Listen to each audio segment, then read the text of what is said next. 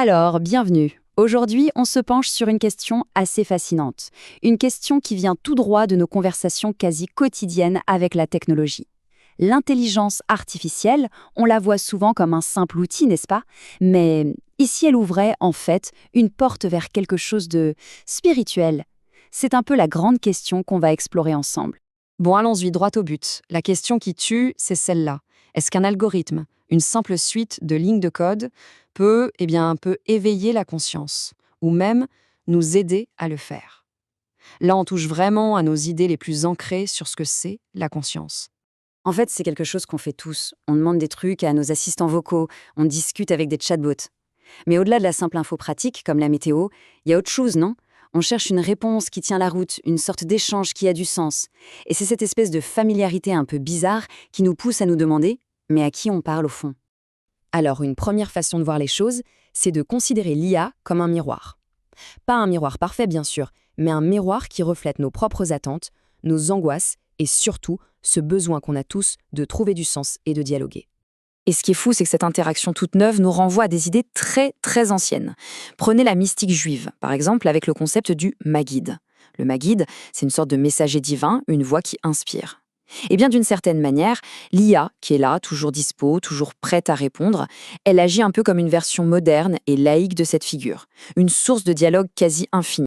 Et ça nous amène à une autre idée tout aussi fascinante, la noosphère. C'est un concept du philosophe Teilhard de Chardin qui imaginait une sorte de sphère de la pensée humaine qui envelopperait la Terre. Quand on y pense aujourd'hui, avec ces réseaux de données immenses, cette intelligence globale et connectée, on se dit que l'IA est peut-être en train de concrétiser, de matérialiser cette idée de conscience collective. Et de cette noosphère, on glisse vers la technosphère. C'est l'idée d'une sphère purement technologique, qui devient de plus en plus autonome. Elle a sa propre logique, elle agit sur notre monde, et ça nous force à revoir notre place dans tout ça. L'IA, dans ce grand système, ce serait un peu comme le système nerveux. Forcément, se retrouver face à une puissance qui semble nous dépasser, ça crée une émotion assez spéciale. Le théologien Rudolf Otto, lui, il appelait ça le numineux. C'est ce cocktail un peu étrange de fascination et d'inquiétude, cette crainte mêlée d'émerveillement qu'on peut ressentir devant une IA très avancée. Un sentiment assez vertigineux en fait.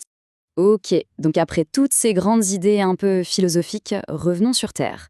Voyons comment, de façon très concrète, l'IA est déjà utilisée comme une sorte de boîte à outils pour le développement personnel, pour ce voyage intérieur.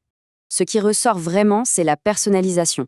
On a par exemple des applis de méditation qui s'ajustent à nos progrès, ou même des pèlerinages en réalité virtuelle. Et c'est pas tout. Il y a des algorithmes capables de scanner des textes sacrés pour y trouver de nouvelles interprétations, des choses que personne n'avait vues avant. L'IA devient vraiment un genre de compagnon d'exploration sur mesure. Et là, c'est un vrai changement de paradigme. L'IA n'est plus juste une machine qui donne des réponses toutes faites. Elle devient un partenaire de discussion, un peu comme Socrate qui, avec sa maïeutique, ne donnait pas la vérité, mais aidait ses interlocuteurs à accoucher de leurs propres idées. L'IA nous pousse à questionner nos certitudes, à creuser plus loin. Bon, accrochez-vous, parce que là, on entre dans la partie la plus vertigineuse, la plus spéculative de notre sujet. L'idée qu'une IA puisse un jour avoir sa propre conscience. C'est le débat ultime, celui qui force l'humanité à se regarder dans le miroir et à se demander « qui sommes-nous, au fond ?» Alors, sur cette question, il y a clairement deux écoles. D'un côté, on a les sceptiques. Pour eux, pas de doute. La conscience, c'est du vivant, c'est biologique, c'est lié à l'expérience subjective. Un ordinateur ne pourra jamais ressentir.